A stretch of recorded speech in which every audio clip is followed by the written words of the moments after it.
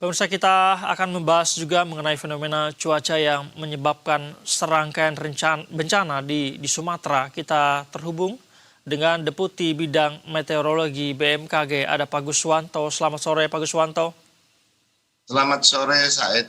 Baik, Pak Guswanto, pertama mungkin saya ingin meminta update dulu seperti apa kondisi cuaca atau perakiraan cuaca hingga saat ini, yang ini juga tentu akan memberikan hambatan bagi para teman-teman SAR di lapangan untuk melakukan proses evakuasi. Bisakah Anda jelaskan situasinya saat ini? Baik, Said. Saat ini kondisi cuaca untuk perakiraan hingga 3 hari ke depannya, untuk khusus di wilayah Aceh, Sumatera Utara, dan Sumatera Barat, lebih didominasi oleh adanya awan dan berawan dan hujan ringan ya. Karena di sana juga ada usaha kerjasama antara BMKG dan BNPB serta Pemda untuk melakukan modifikasi cuaca. Nah, kami pun juga melihat dari satelit cuaca BMKG ini tutupan awan di wilayah Aceh, kemudian di Sumatera Utara dan Sumatera Barat serta Riau ini ya kosong. Jadi ini kondusif untuk melakukan evakuasi atau untuk usaha tanggap darurat, cuacanya mendukung.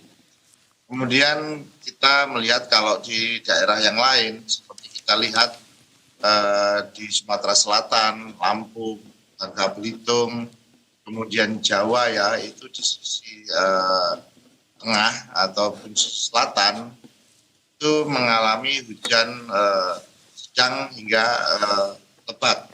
Kemudian juga kami BMKG mendeteksi adanya bibit siklon tropis 93W, tapi ini posisinya di utara daripada Papua.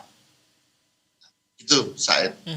Baik, artinya di lokasi-lokasi bencana, khususnya di Pulau Sumatera, begitu ya, Aceh, Sumatera Utara, Sumatera Barat, ini masih dalam kondisi aman, Pak Guswanto, untuk proses pencarian evakuasi yang tengah berlangsung?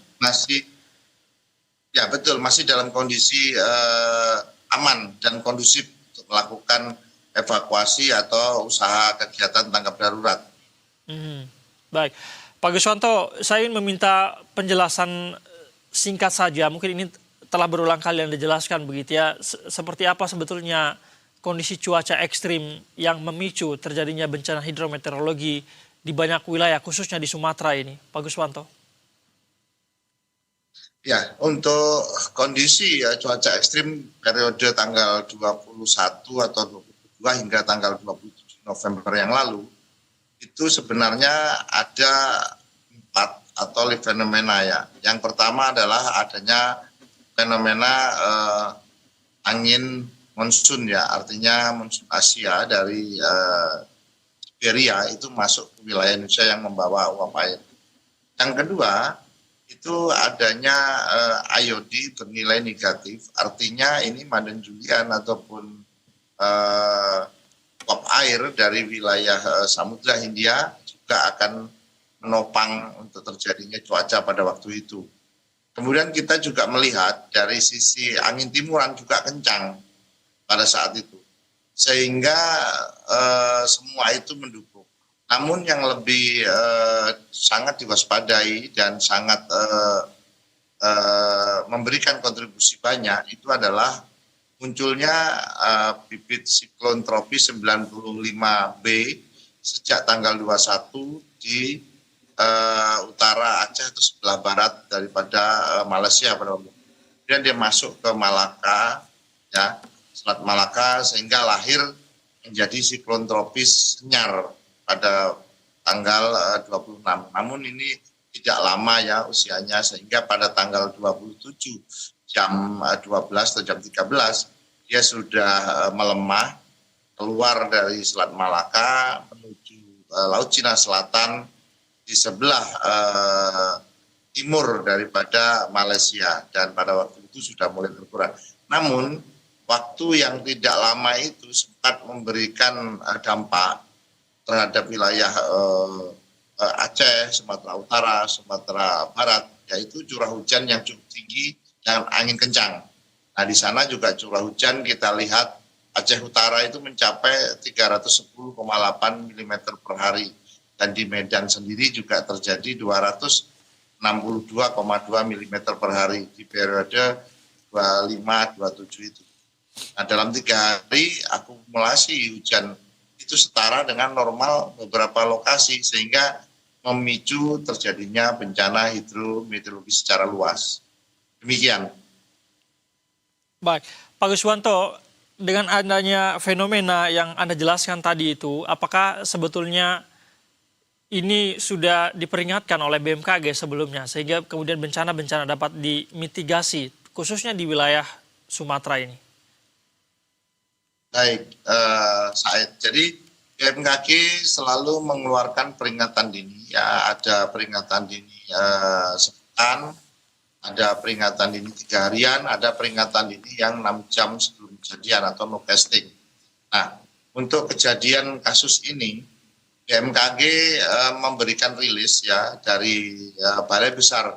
Perlu diketahui bahwa BMKG di 3 provinsi itu memiliki 12 unit pelaksana teknis.